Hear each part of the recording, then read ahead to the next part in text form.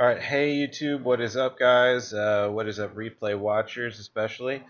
So today we've got a nice treat for you guys. So we had a great ARAC had a nice weekend last weekend in that Tom Ross was able to pilot it to 7th place in Orlando for the SCG tourney there. And so super big congrats to him, and that rocks for all 8RAC players too. It's nice to see our deck getting some tension. There was a lot of like deck techs, so-called, out there posted about it, and some cool articles. This was I mean, they're interesting reads, I guess, but the deck techs I found really lacking. I mean, I'll grant you, it's hard to, these deck techs are hard to do, especially for a deck like 8RAC, which is so involved and so nuanced. To ask questions about a deck, it's not like saying, "Hey, tell me about this new creature." It's like, explain a whole, you know, nuanced magic strategy to me in about 5 minutes about, while I ask you about cards in your deck. It doesn't really lend itself to that very much, so I'll grant you that. But I mean, it kind of amounted to like the guy was like, "Oh, so you got a bunch of 1 CC discard spells in here," and Tom was like, "Yeah. I use a lot of these 1 CC discard spells. They're pretty good. They're good at getting the cards out of their hand that I need to get out of there, and so that that helps me." It's like, okay, yeah, the cards that say discard the cards from their hand, they in fact do discard cards from their hand. That is great to point out. So not to make fun of them. It's hard to do it. It's hard to come up with answers on the spot. So I would just tease a little bit, but so we can do a proper deck tech, and so I have his list here pointed out. Not the sideboard. I didn't bother throwing that together. The sideboard we can talk about. There's a lot of there's a whole different conversation that can go into sideboard discussion. But the main list, I think, is very important. And really, it's very close to the core list that I've been, hammering at you guys for the longest time. Like, the 8RAC has a core that cannot be messed with too much if you want to see any kind of success. And we're seeing that here. So this is almost the entire the stock list, with one exception, in that he doesn't go for any kind of an alternate win condition here. Instead, he just makes it a Smallpox build. And now, so we'll go over it, the exact differences. Okay, so you see 2 copies of Funeral Charm here. You see 4 copies of Smallpox. You see 4 copies of Dismember. And you see 0 copies of Dakmor Salvage. And the other slight difference is you're seeing 3 instead of 4 of Thoughtseize, and 3 instead of 4 of wherever Wrench Mind is. There it is, Wrench Mind. So he minuses 1 there and there to give him Funeral Charm. Okay, fine. I mean, would I do it? No, but it's what I would call a lateral move. Funeral Charm gives you some flexibility. It can be all 3 modes are workable here. He will sometimes swing with Mutavault, and he did even comment once. In the deck tech, he said that he wins about 25% of his games with Mutavault, and I want to get back to that. But I think hopefully Tom watches this. If that should tell you something, Tom. If you win 25% of your games with Mutavault in a build like this, what does that tell you? It tells you that even just like one little thing like Mutavault that puts you over the edge could win it for you.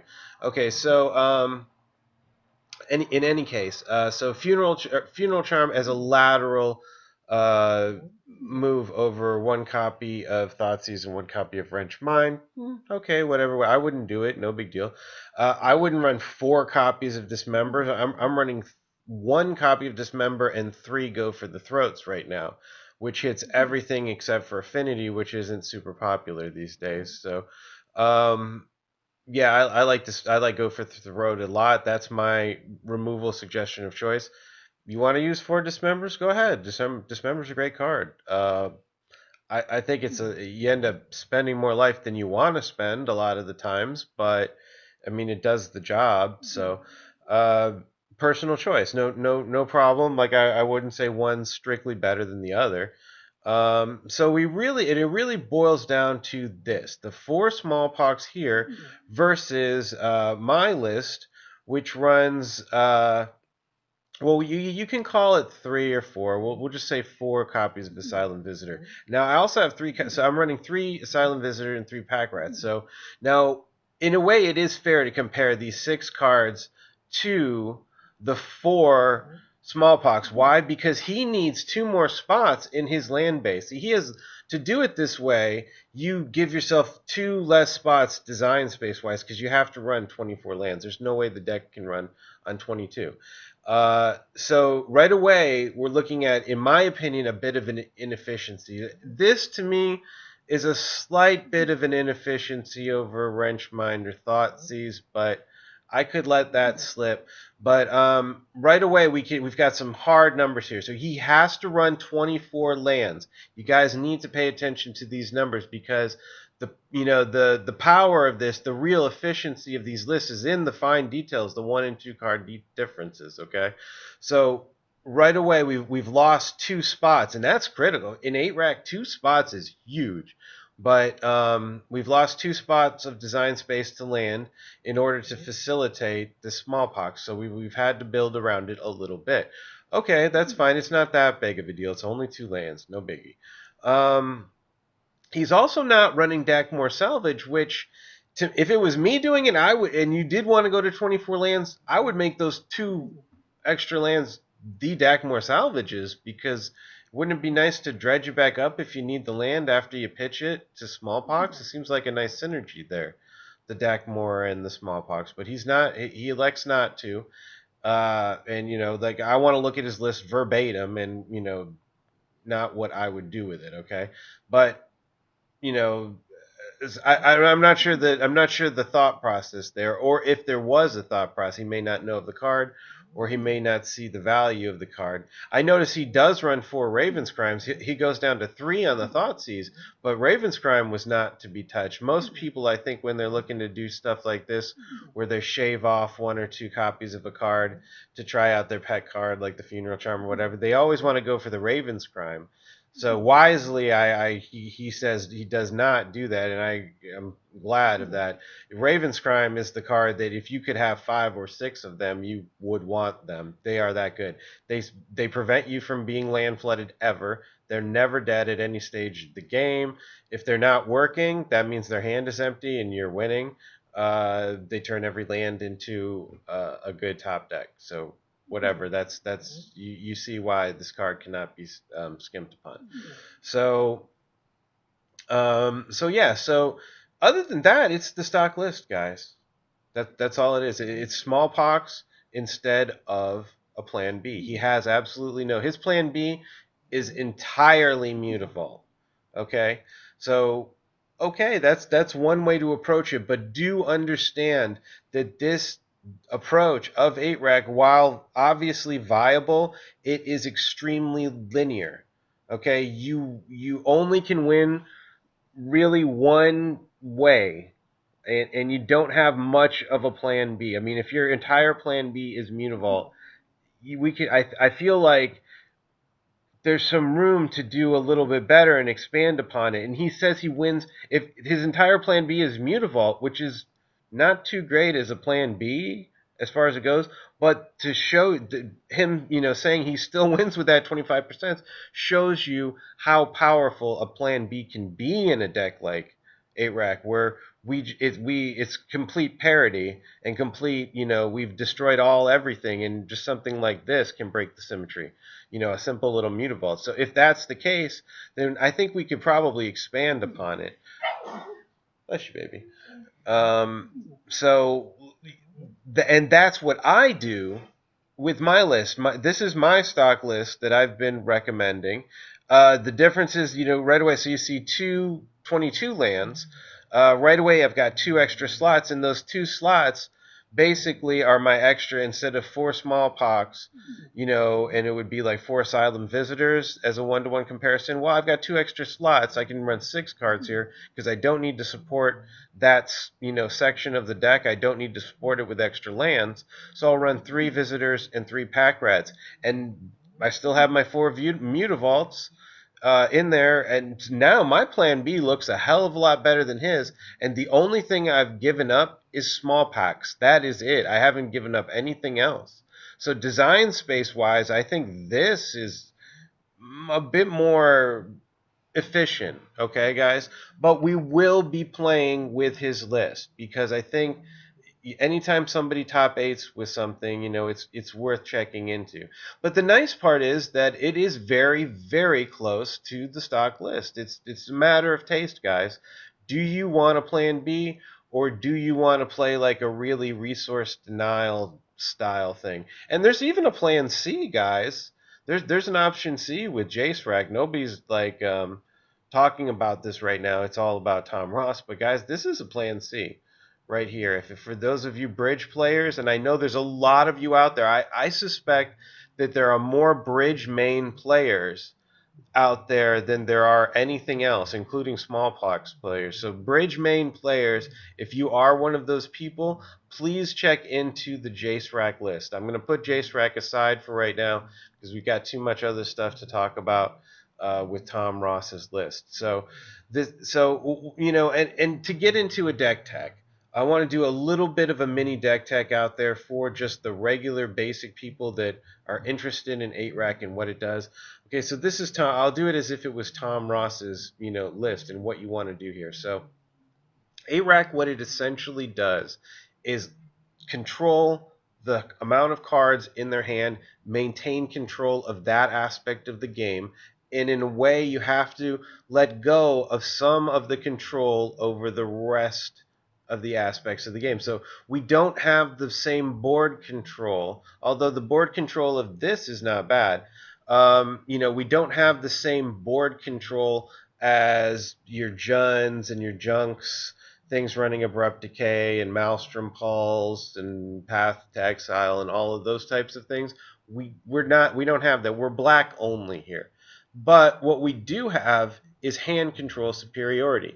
And the idea here is that we're going to use these cards there's redundancy here. So you look at all of the 1cc discards as a group, and what you can take away is not so much what the individual cards do. You don't need to worry about that. They're all discarding their cards with nuanced differences that you can read for yourselves. What's important to understand about the 1cc discard suite here is that it is a redundancy.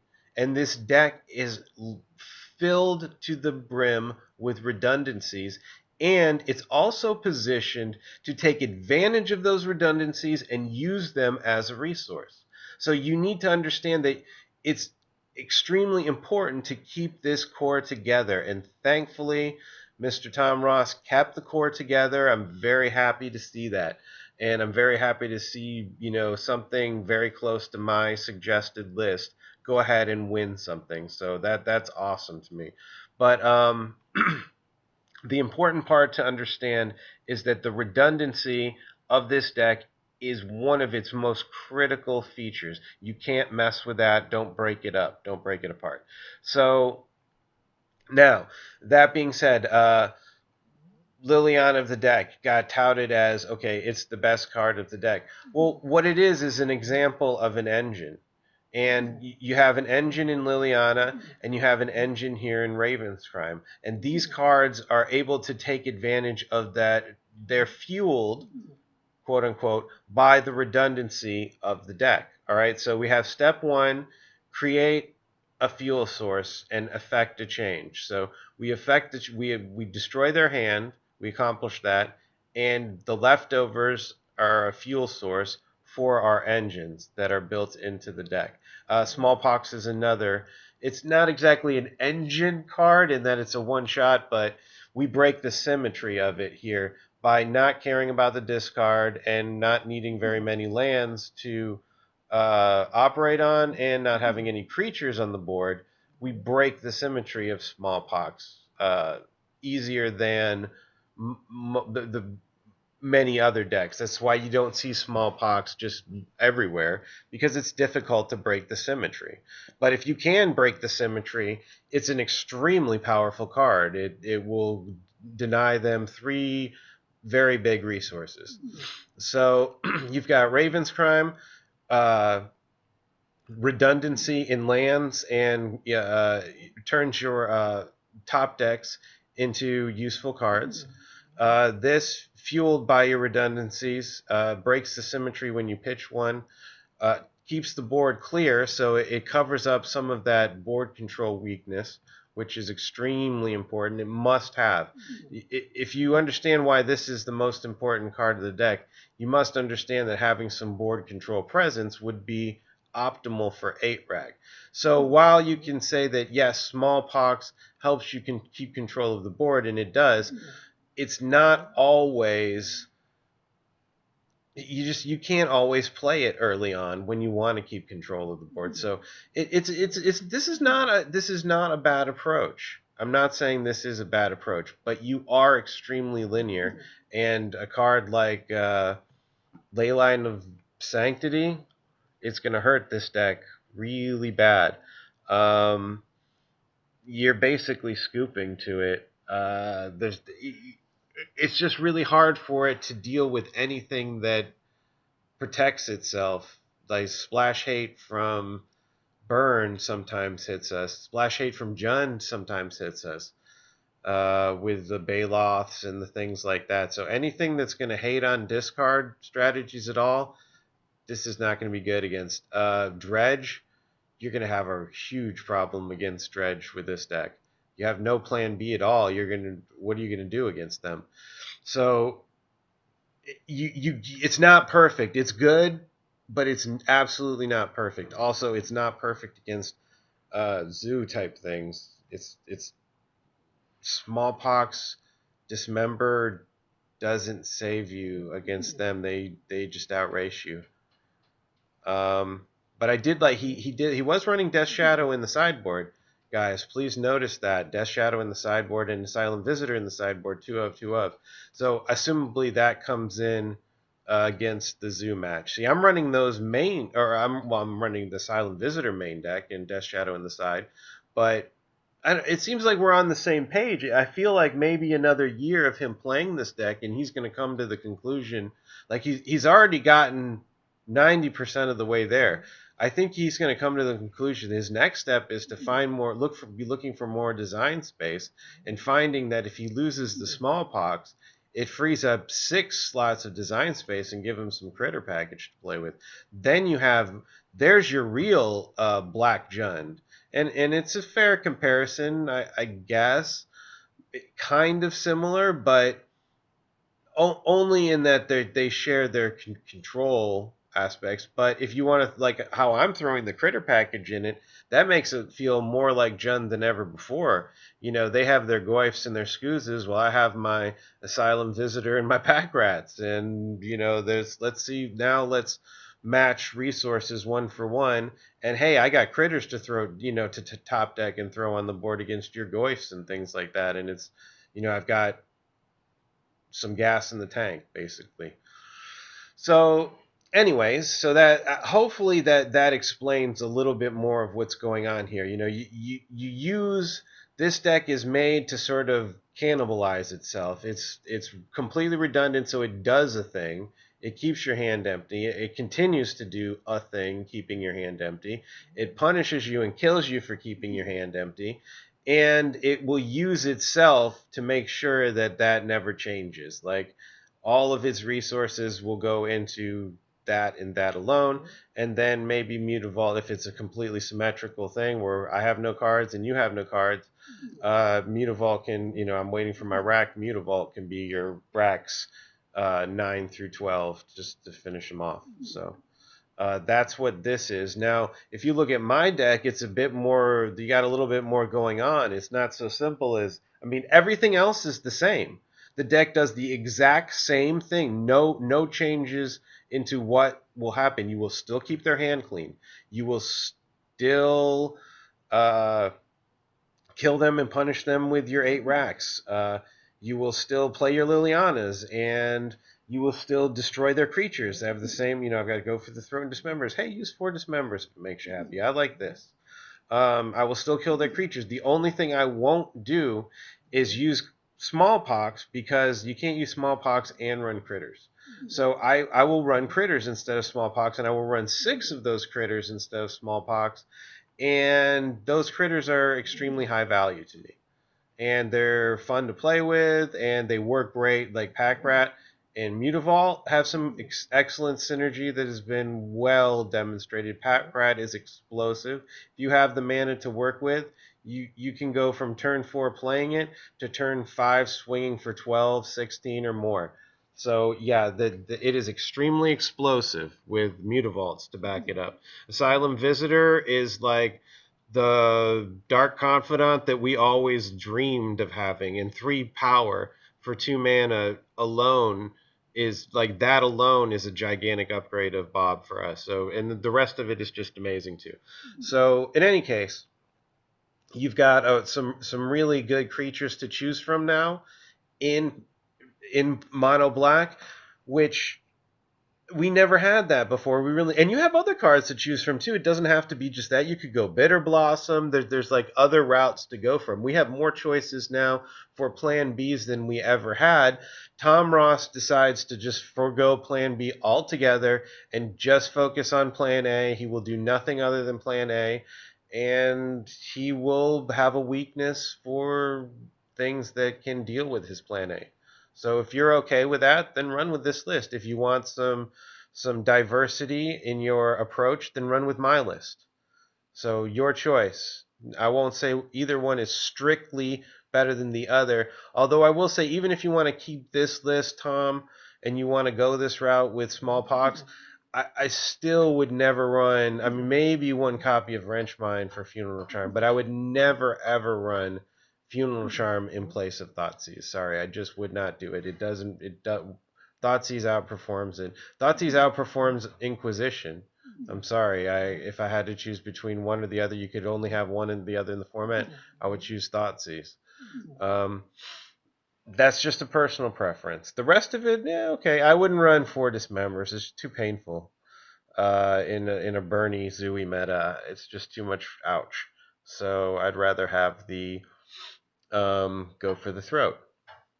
So hopefully that's that good. That's explained it. But I don't want you to think I'm hating on this list, guys. I don't want you to think it's bad. I was maybe a little bit harsh when I first looked at it because I thought it was too varied when I saw the Smallpox and the Funeral Charm. But when I sat down and looked at it, the core is there. It's there represented 100%. Just a couple minor tweaks, really. So you want to go creatures or do you want to go Smallpox? That's what we're asking. Neither one of us are suggesting you guys go Bridge main. So for all of you Bridge main folks, I'm still on board with you. I haven't abandoned you.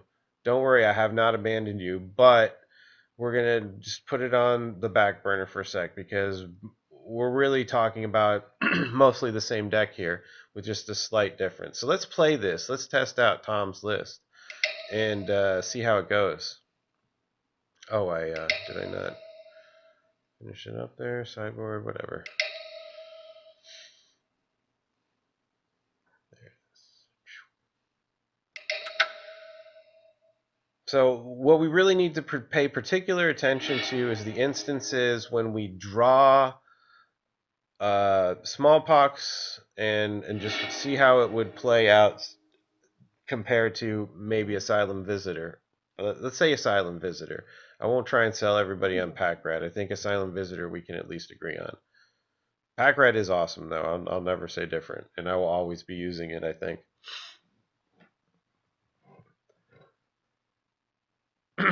So this could be Asylum Visitor here. It's hard to say which one will end up being better. I don't know if I should have kept this hand, to be honest with you. It might have been a bad keep. I wasn't really paying attention.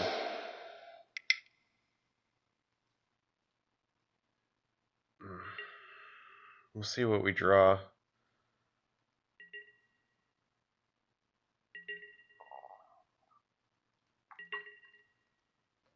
It might have been a bad keep. It's a little bit threat light. We'll see what we draw.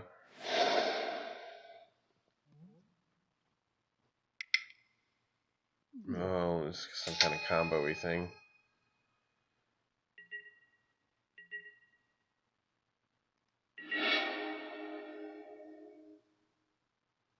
I feel like I should take a look in his hand with this.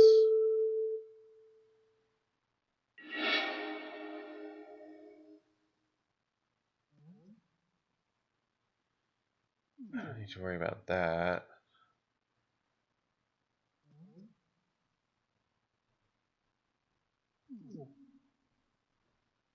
Blasphemous act. Forest regular hornet's nest. He's gonna.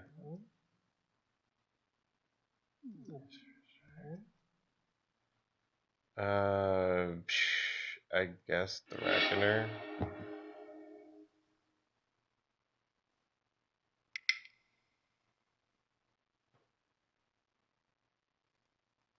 Feels like a waste to kill this thing.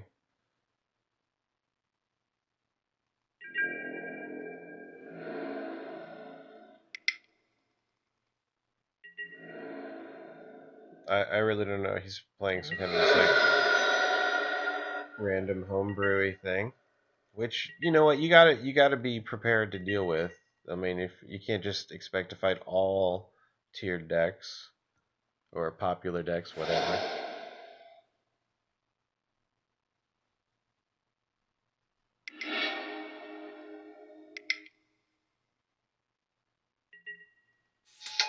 I guess I kind of get it. He's trying to.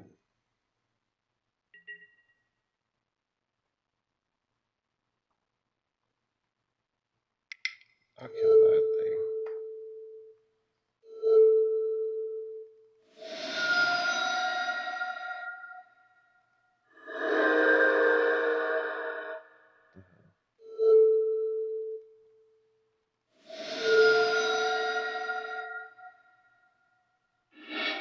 He's gonna play that. He's gonna give us both a bunch of creatures and play that huge red sorcery, whatever it was. I forgot already.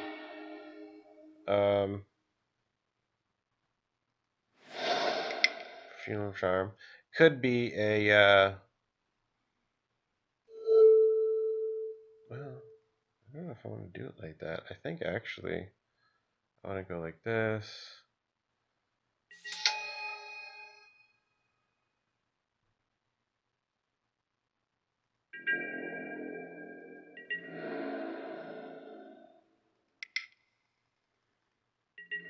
I'm gonna hold off on it.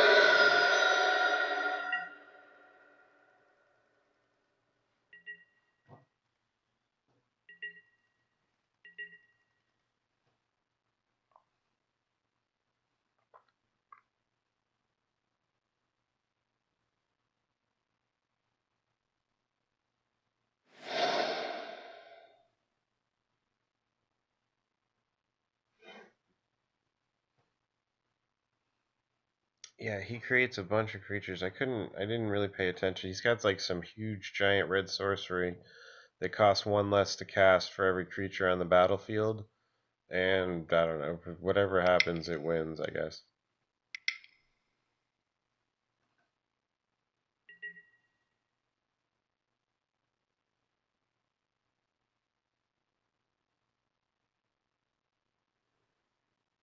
Can you do it right now? 1, 2, 3, 4, 5, 6, 7, 8, 9.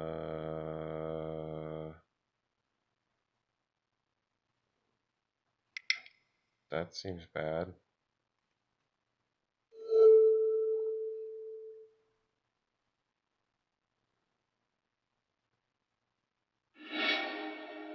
Shit, I see. Yeah, I think you can do it. That's not great.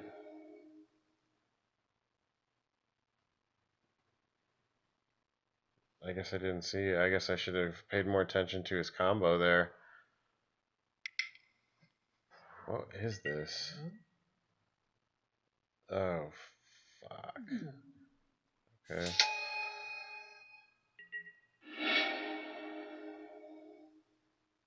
Alright, so it's a reset, but I think I'm in a better position to deal with resets than he is.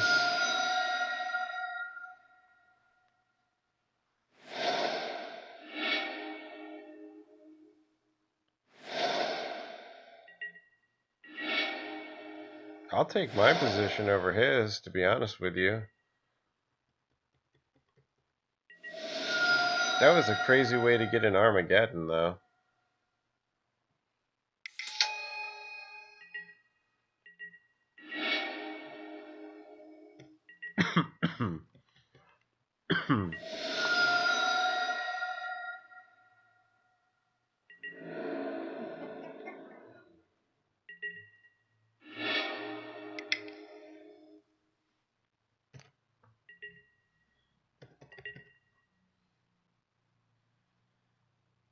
See, I had to wait to break symmetry on this. Maybe I waited too long, but you do see that it doesn't just come down and do stuff.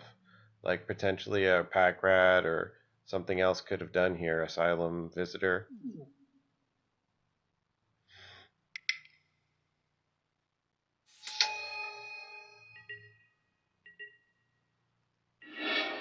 That's not helping.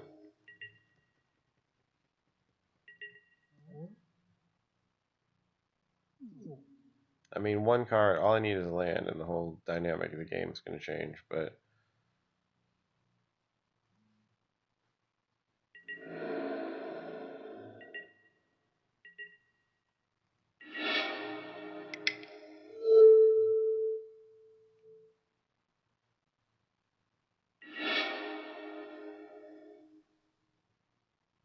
Damn.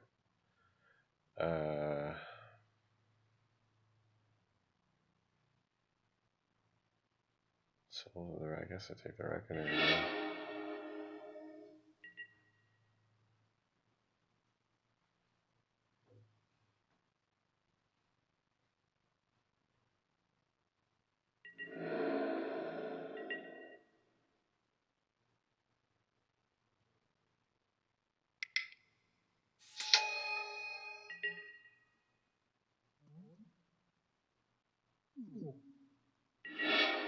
Oh my god, give me a land.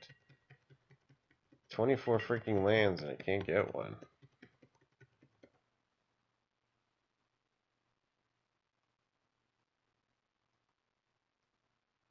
It's like infinite time blocks for him.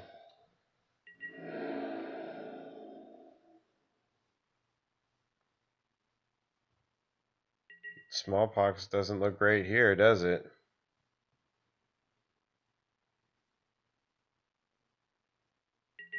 Smallpox sitting dead in hand now at this point.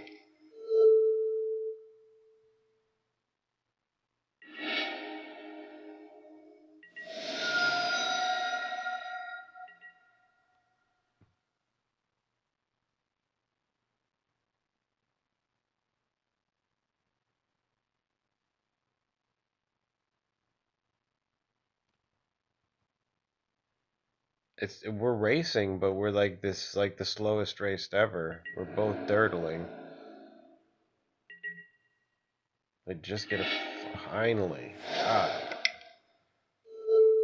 Now we're racing for real.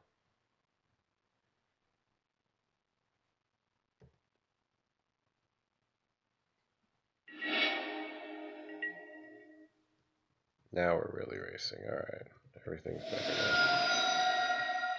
It's pretty much a good game for him.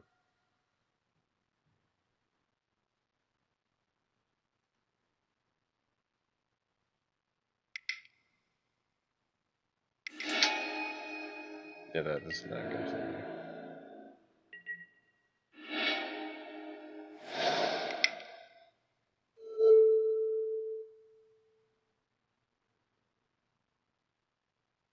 Yeah, okay.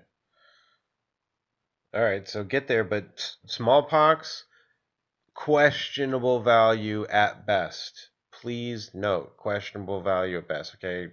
It's not any kind of like definitive proof or anything, but just note it. Alright?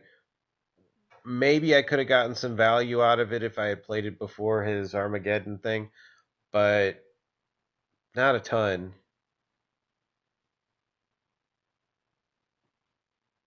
And the second one was totally dead in my hand.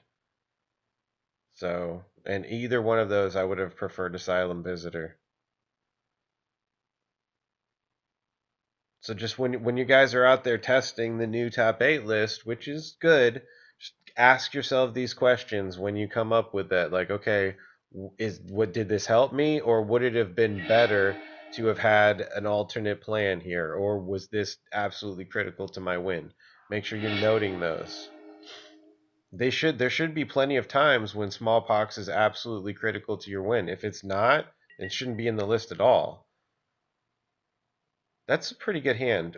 Mostly because of this, Raven's Crime. This is your engine, guys. It prevents me from getting land flooded. So it will make sure 8-rack, the thing, happens. All of that in one card. And now that I know what to expect, I think I should be a lot better off here.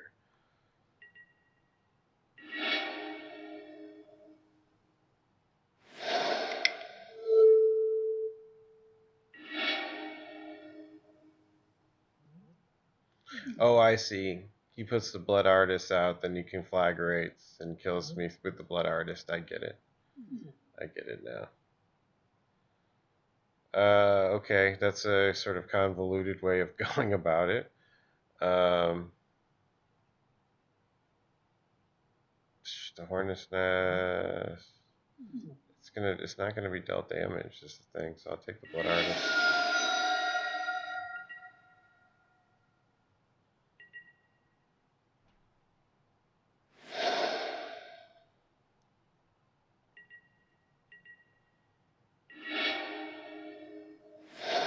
All right. So in the case where you're gonna Raven's Crime and Inquisition on the same turn, which I am, do the Raven's Crime first.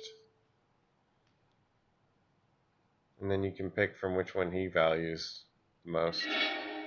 So he valued his Blood Artist over it too, which I'm glad to have confirmed. And then you have this, Soulfire Grandmaster. See, that's going to go right now, because that's way more annoying than the other things. I've had to fight against that Grandmaster before. That's a cool card. That was a nice weenie for white to pick up.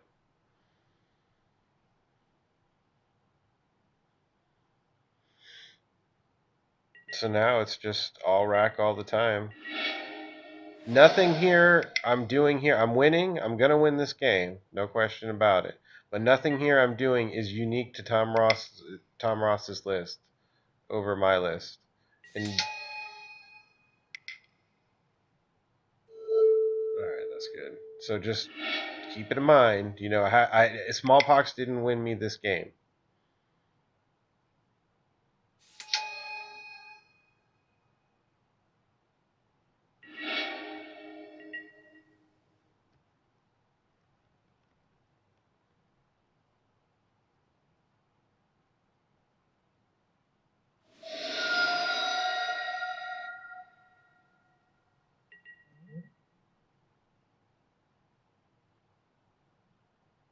I just realized he's drawing a painting.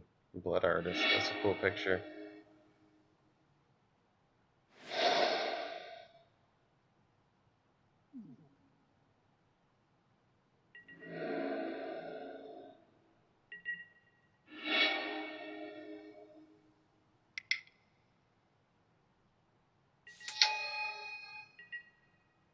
Land draws are amazing here. Thank you, Raven's Crime.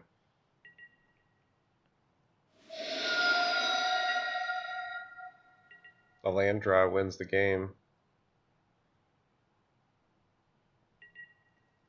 I guess I could have swung with Muta. Probably should have. If he holds a card, no, he's playing, so never mind.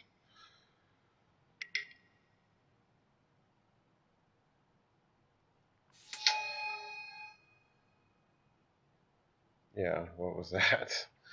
Okay. Alright, let's try it again. Run it back. Let's see the Smallpox in action. We gotta see. I want to see Smallpox show me value. Show me the money, as they say. Alright, it's a solid hand. That's your classic 8-rack draw.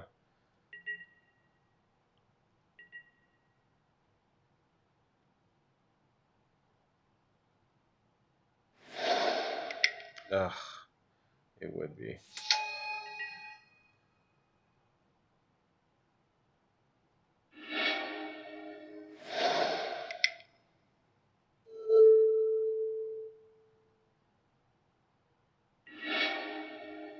Oh, it's a blue. That's okay. That's way better. Yeah, that's way better. So he's got the Tron.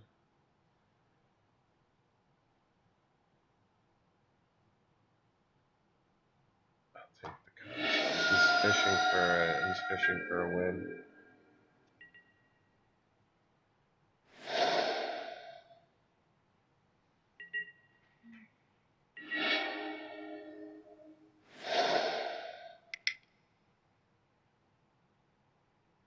Shit, I shouldn't have played this. That was a mistake. Now I have to Raven's Crime.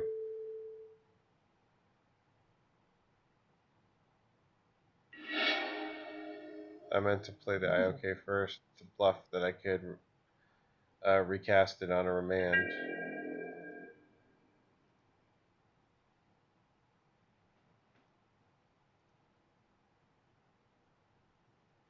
See, what worries me is I don't have... Well, what's really worrying me now is I thought I was going to get a land.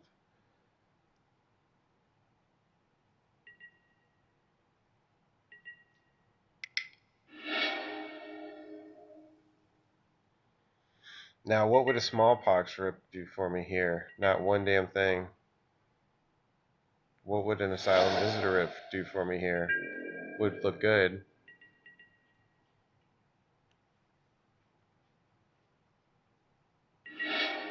Oh, look, called it. Freaking called it, didn't I?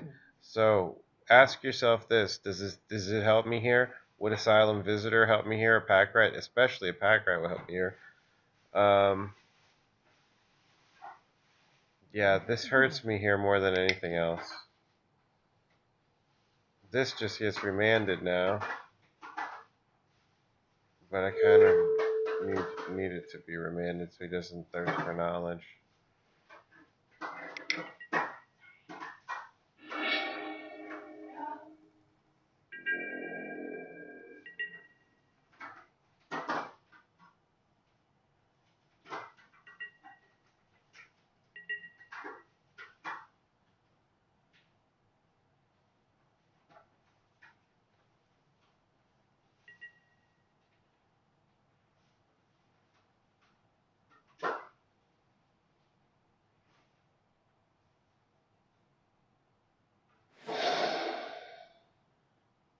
Now that he's got all the mana he needs. Son of a bitch. Give me a friggin' land. Smallpox is deader than dead. If I draw a land, there's no way in hell I'm going to want to cast it anytime soon. Maybe after I get done doing a lot of other things.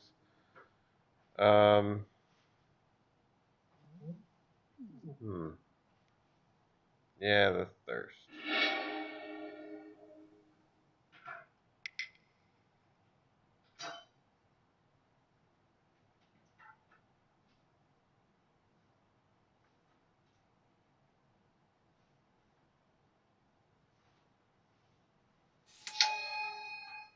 Thank God this is blue Tron. If this was any other Tron, I'd be dead by now, or Eldrazi. I'd be already dead.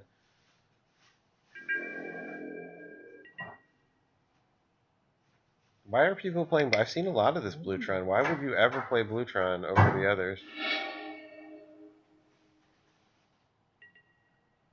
I thought he might repeal it. God, finally. Right, so now it's all wrench mines all day.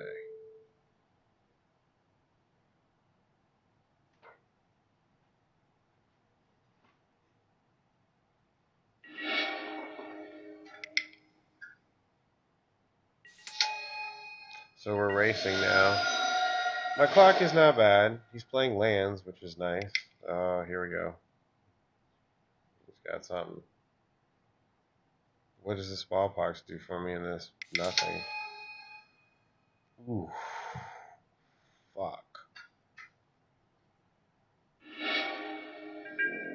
That fucking hurt. That fucking hurt a lot. Shit. I can't even do anything now. We're still racing. Could I kill that thing? Nope. No, I couldn't. 710. Sundering Titan. Holy shit. I haven't seen that in a while. I used to run that when it was extended Tron. I used to run Sundering Titan and Pentavist. That's my finishers. Ow.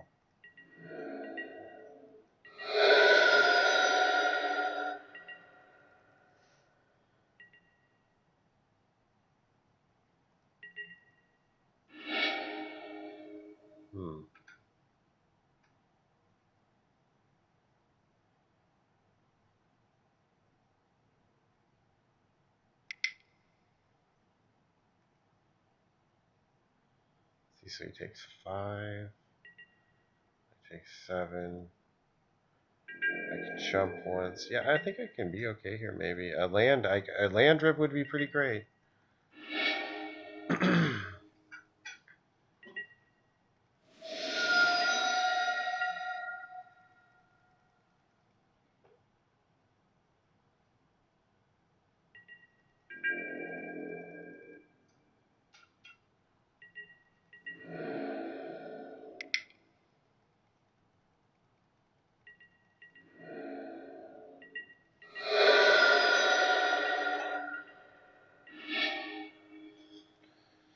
So I get the land rip.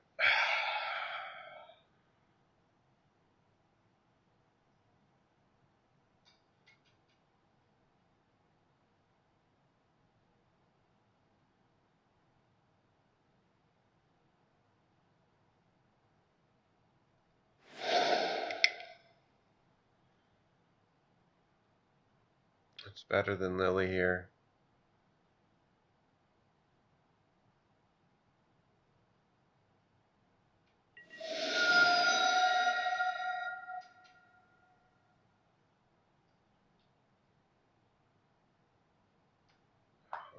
I don't know. Maybe that was wrong.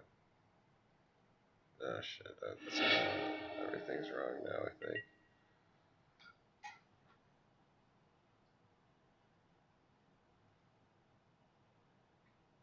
No, I played it right. I played it right.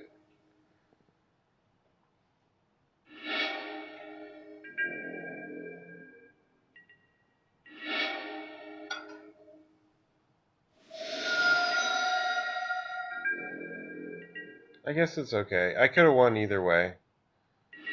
I don't really see a big difference either way. There's a couple different ways I could have played it and won. That's a good game there. Alright, so game 1 done. It didn't hurt me. The pox did not hurt me. It didn't help me that much though. Earlier on it would have helped me to have something else. But in the end it got there and it was redundant, that's all. Oh shit, I just clicked past my sideboarding.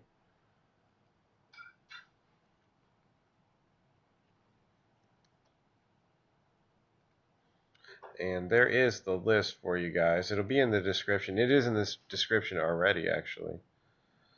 Try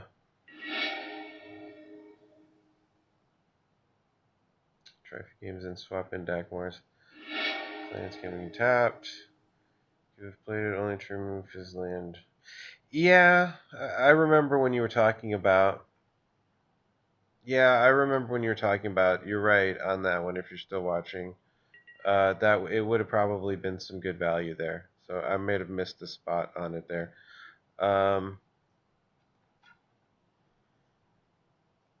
that's why that's good to play it. It's good to play it and test it out. That's a pretty good hand. Engines, got my land squared away, at least for now. Yes, just get right into this.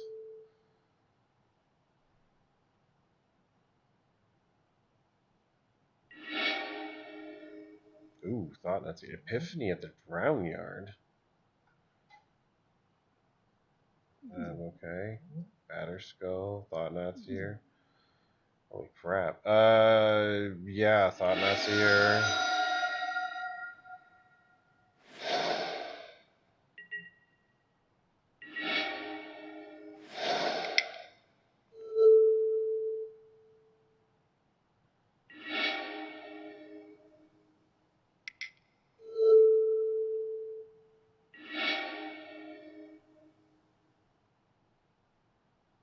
Yeah, Batterskull.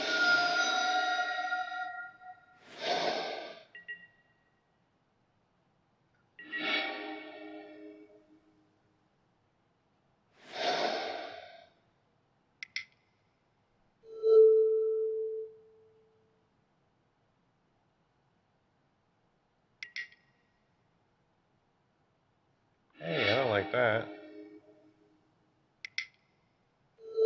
I did not like that. He dumped Epiphany. Interesting. Isn't that his card draw?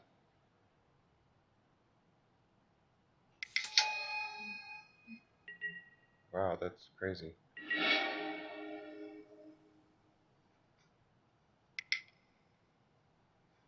Funeral Charm looks nice here over Thoughtseize. And for this reason. Normally, okay, so let's point this out because here is one of the reasons why he's doing this. Alright, so well, I mean, if it was a Thoughtseize, I'd play differently anyway, but alright, so Raven's Crime here.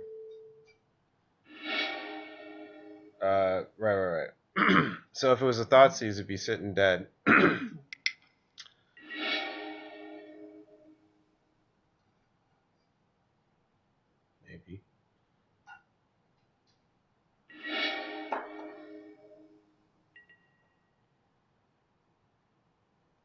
Man, do you know what I'm going to do right now? Didn't realize he was going to trigger the Expedition route. Now he's totally top decking in on a clock. And I can keep him on the clock very easily. That's just redundancy.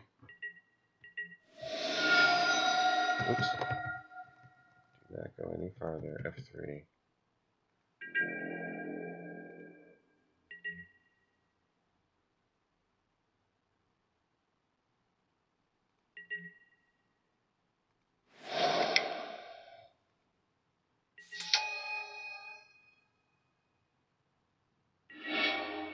Cool. Alright. It's locked in now pretty much.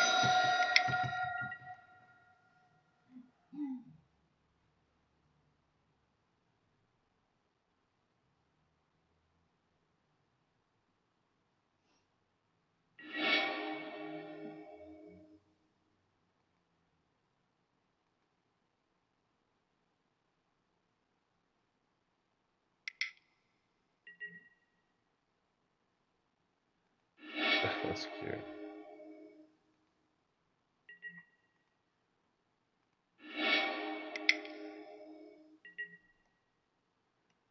That could have been a nice play if I hadn't kept a card in my hand. He could have repealed it and forced me to discard it. I've seen them do that with bouncing, with Cryptic Command, bouncing the Lily back to my hand, making me discard it. It's too late for the Chalice. Might as well play that now.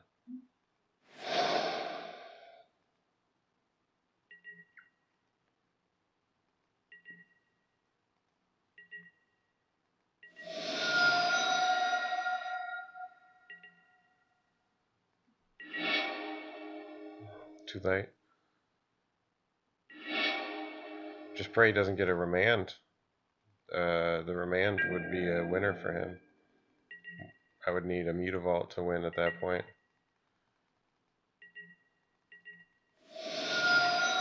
I mean, I can ult with Liliana, so that's a good game. Alright.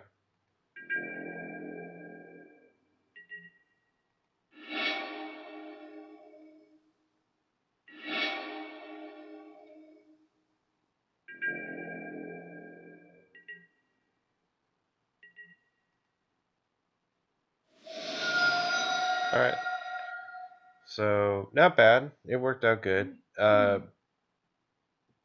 didn't really prove too much. Um,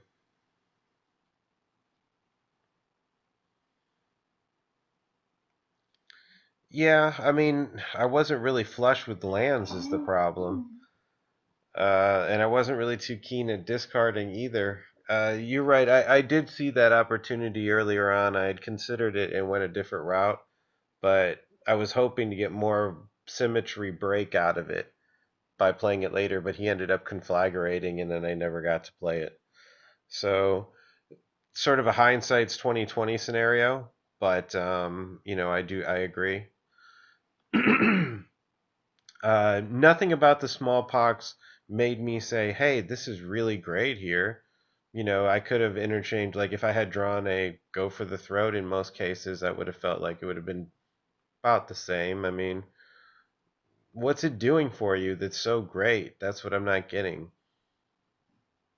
I think we've got other options at that, and then you also have to support it with more land. So it's like you have to like reduce design space and increase your linearity. Like it makes it so you're just a one-trick pony, completely a one-trick pony, and you have less space to work with just to run it. So I'm interested to see what you guys think on that. Hopefully, I explained it enough because the important part is the core of these decks will remain the same. I think for a while yet.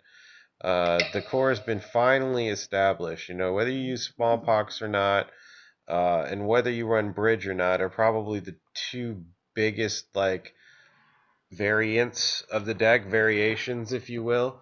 Two or three. So, but that's good. It's good to have a couple different things out there. I really like that we have that now. A couple different ways to go, different styles for different people. Some people want to like. I noticed he kept saying just simplify the game, simplify it, and like reduce it down. What he's really talking about is just like symmetry, really, just like he wants to be symmetrical in the way Jund does. I see that he sees the deck as like a Jund type of type of approach, and it's similar, but it's not exactly the same. And I think maybe the difference is that the reason why he can't see into um, playing Asylum Visitor and or Pack Rat is because he looks at it as like a symmetry game where he wants to just break symmetry with the Mutavaults and the Shrieking Afflictions and just nothing else. No other chance to no plan B at all. His entire plan B is Mutavault basically. So anyway, hopefully you guys see that. I'm interested to see what you guys think. Well, you know what? That's not true, though. It shouldn't be like that with Wrenchmind, and it didn't work that way with Wrenchmind against Tron. If you noticed, it worked pretty good as the final piece of the puzzle at the end of a sort of drawn out game two. There, hexproof stuff on turn two. I wouldn't say. How is that aggressive? How is his deck aggressive in any way? His deck is very reactive to me. Um, if anything, I would say he has a much more reactive build than an aggressive build. I'm running an aggressive build. I'm running the most aggressive 8-rack of anyone I know. 3 Pack Rats, 3 Asylum Visitors, full Mutavault suite. I did. I'm not just doing more of his list. I ran some games, if that's what it was. Yes. His is a Smallpox build. Tom Ross, here, I'll show you. This is the list right here. This is the list I'm testing right now. If that's easier for you guys to see it that way. So it's as you can see here, the core is there. I'll leave the sideboard stuff out of it. Although I will note on the Death Shadow, which I think is great here. I was telling you guys about that. We've been talking about Death Shadow for weeks on my channel here, so that's really great to see. Some of the cards that I've been working with find their way in. What's it good against? Zoo, Burn, super fast. It's decks that want to race us. Okay, so we can race those decks with our racks, but this will put us over the edge. And you notice like he's using those, so he probably subs out, like Thoughtseize and stuff like that, and gives himself an aggressive stance with these critters. But if he's gonna run these, how does he run does he sub out his Smallpox? Because it feels pretty bad to have to sack your Death Shadow to your own Smallpox. Same goes with Asylum Visitor. So I don't know. Maybe he subs out the Smallpox to put in the creatures. And so in a way, he's kind of like, if that's what he's doing, subbing out the Smallpox to put in the creatures, he's really just swapping between my deck and his during the sideboard. That's not too bad. That's pretty good if that's what he's doing. Flaying Tendrils, I'd rather have Drown in Sorrow. I don't care if they're exiled or not. I mean, am I wrong about this? What do we care? What do we need exiled? Kitchen Finks, I guess? I don't know. What do we need exiled? You guys tell me. I'm honestly asking. Deathmark, okay, whatever. It's Knights of Soul, okay, whatever. Again, it's like against Lingering Souls, whatever. Disfigure over Smother, whatever. Like all of these things are just like, I wouldn't do it personally, like a singleton Leyline of Wind. I wouldn't do that, but that's fine. Sideboards are your own personal taste. I won't get on you about your sideboard. Do whatever works for you. But so that's the list. Okay. Let's see. Yeah, it is good versus burn.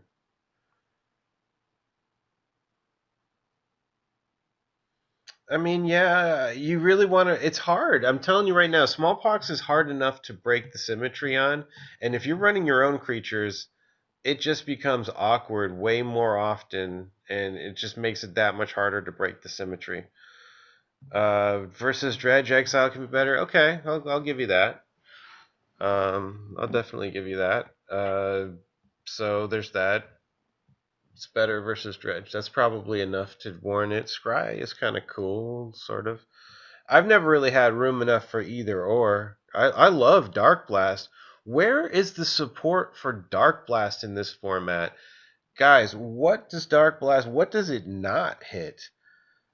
This card is criminally underplayed and so available to so many decks. Like, it doesn't have to just be an 8-rack or dredgy decks. This card is criminally underplayed. It hits every single card, every single critter, including the tokens in Delver. Hits the Delver. He even hits the Flip Delver. Hits the Snapcaster. Hits the Pyromancer. Hits the tokens that the Pyromancer created. This card by itself can't be gotten rid of. It drives Delver and blue decks up the freaking wall. This is a great card. What else does it hit? Infect, Affinity. It's like the list goes on and on. Mana Dorks, Lingering Souls tokens. Bob, hello, one of our biggest plagues if they get it landed. If Bob, and this is like one card repeatedly answers any future Bobs, and you don't have to worry about them drawing a card right away because they got to sit on the thing for a turn. So you just dredge it up, kill it, no problem. Etc. Do I need more? I mean, isn't that enough? Destroying a whole bunch of decks and cards by itself. Yeah, that's a great card, and I always want to find that room for that fourth, but a lot of times it ends up in my main. Yeah, let's see. Cost 3, not remember. No, definitely not new Liliana. Not new Liliana. We don't have room for that. Now, new Lily is kind of cool. Don't get me wrong. I think there's I want to play her in like my graveyard shift type decks, and I think there's probably some room to experiment with her, but not here, I don't think. No. If you're listen to me, bro, if you are losing to Leylines, Pack Rat. Pack Rat destroys Leyline. You don't care about it. And then if a mulligan to Leyline, you will laugh in his face. Pack Rat is where you want to be, and that shows you why you need you worry about it. That's his deck is going to be linearity. It's going to get crushed by Leyline. Yes, there you go. Pack Rats top aided PTQ. Nice. Yes, yes, yes. Exactly. All things Pack Rat. Pack Rat, you let them have their removal. If I'm running 6 creatures and 4 Mutavaults, um, I'm going to protect it. Like we stand, 8-Rack stands better than your average chance of being able to protect a threat on the board, even if it is just a critter. Cool, let's check out his list.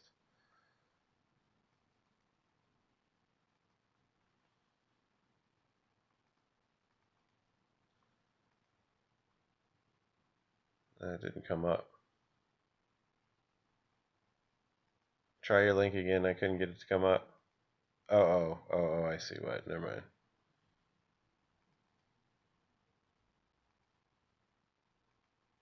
I didn't realize it wouldn't let you paste.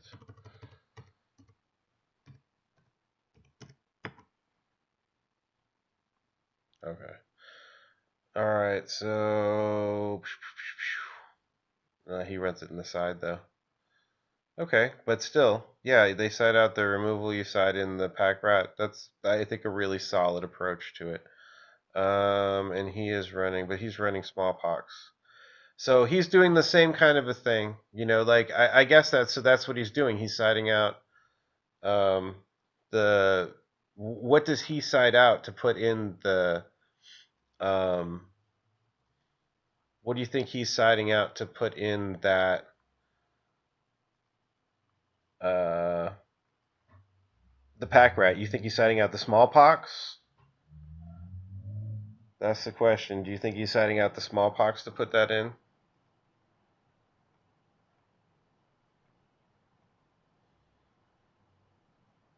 But anyway, in any case, so that's good. I like to see it, and it helps me to run through these people's lists and see if there is anything there. It's good. I'm not gonna lie. It's a good list. It's a good way to approach things. But don't be upset, you guys, if your buddies and your friends that know who you are put in Leyline of Sanctity and just shut you down. Lists like that will shut you down. But yeah, Pack Rat is the card. That's the card you want to be to take care of Leyline of Sanctity. You just walk all over them, and then they feel real. They feel completely helpless. They felt helpless. Um, they felt helpless against us. Uh, oh hell! I just got distracted on that one. Yeah, they felt helpless against us before they had their protection of Leyline of Sanctity, and then they finally get it, and they feel like, oh, that'll be my shield to defend me for the whole game, and you just completely ignore it and make an army of Pack Rats and just walk right past it and smash their face in. So, yeah. Yeah, I hate Leyline of so much too, but I'm telling you right now, Smallpox is not the way to beat Leyline. Those types of things, you better hope you can get. What does he do against Leyline? He's got to hope to get his Lily online and beat him to death with a Mutavault. That seems like a very flimsy plan. Whereas my approach, without sacrificing anything, in fact, gaining design space, you give yourself a built-in way to deal with not only Leyline, but anything that manages to deal with your emptying of their hand. Maybe they draw a lot of cards, like it's a dredge type of a scenario where they can just fill their hand with lands, or whatever. They just get around your plan. You need something to deal with it. You have to have a plan B, and that plan B ideally will work completely independently of your plan A, and it will be effective at winning on its own. That's what I like. Yes, yes. Rats and Asylum Visitor is great. Check out the list in the link. That is what I'm recommending, and it's not much different from Tom Ross's list. The only difference is it's an efficiency tweak. Pull out 2 lands and 4 Smallpox, put in Rat and Visitor, and go to town, guys. You will enjoy it. That's an 8-rack that really feels like a strictly better Jund. Think about that. I like that he said that. Look what he says in his article. 8-rack is a strictly better Jund. That's pretty badass, you know. From if you think about it, Jund's probably one of the most expensive decks in the format, if not the most expensive. It's probably right up there. Um, and to say that my deck is strictly better than one of the most expensive decks in the format, but I know, and I won't say that. I'll like it, but I won't say that. No, it's not strictly better than Jund. But what it does do is give you a really satisfying, controlling feeling. Like if you guys are out, you guys want um, your evil side to really show through. This is the deck to do it with because this will take all their toys and throw them in the garbage pail and laugh at them while you play with your toys. So my toys will. I look at your hand. It's like coming over to your house, throwing all of your toys in the trash, and then playing with my toys right in front of you. That's what this deck does. So if that's the kind of feeling you're looking for, play 8-Rack, guys. Thanks for watching. I do appreciate it. Let me know what you guys want to see. Yeah, he got 7th place. He did really well. He did really well. So, and it's the core. It's 99. It's 95% of my deck. Just trade out Smallpox for some pack rats and critters, and then you're good. Um, that doesn't help attack deck mode. I don't think Smallpox a little bit, but if you're hoping for that, what's the difference between Smallpox and a removal? I don't understand what that's. Funeral Charm. A little bit, a tiny little bit. But what do you sacrifice? You sacrifice a spot in the deck for it, and to give you a tiny little bit of top deck protection. If you want top deck protection, go with JaceRack and give yourself access to some counter spells.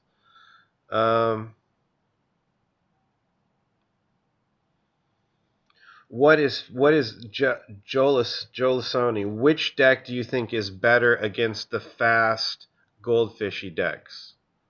Because I do not agree that his deck is going to be better. In fact, I think he has to get very lucky to beat those decks. I mean, in a perfect world, you turn to Smallpox and you take his one land and use his Goblin Guide or something like that. That's like a perfect world scenario. And then what? I still am very scared against them. I would rather put up my own threats and let's race. Okay, you swing at me, and then I'll swing at you. Swing out at me. No, I didn't block. I'm going to swing out with you with my 2/2, 3/3 rats, whatever they are, and Asylum Visitor, and also your cards are empty, so you're taking ticks from the rack. And now let's race it out. That's the way I go at those matches, and it's been way more successful than trying to just beat them with this plan A of 8-Rack, which is the only way he can beat him because that's all he has is plan A. So is that what you were trying to say, Joe Lasani, that you think that the Smallpox is better versus the fast decks? Because I disagree with that statement. In fact, that statement is exactly why I play the way I play. Because you're right, we are going to face a lot of fast decks now, and I want to be best positioned to it main deck out of the board. So that's why I do what I do. So I think that's important. I think that's very important. Yeah, all the removal is blank, but it's pretty blank anyway. The cards that we have are, Asylum Visitor is pretty easily to, Pack Rat. He's got built-in defense. We're destroying their hand anyway. What's the difference between having, them pitch that dead removal card to the Smallpox versus use it on the okay, so the removal's dead, but the Smallpox, they pitch their removal to the Smallpox instead of using it on your critter. I don't see the difference there.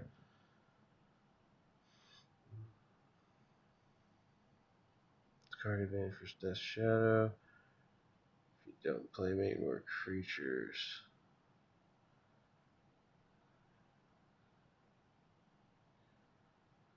Okay, yeah, Affinity is going to be probably better against Affinity than most decks. I'll say that.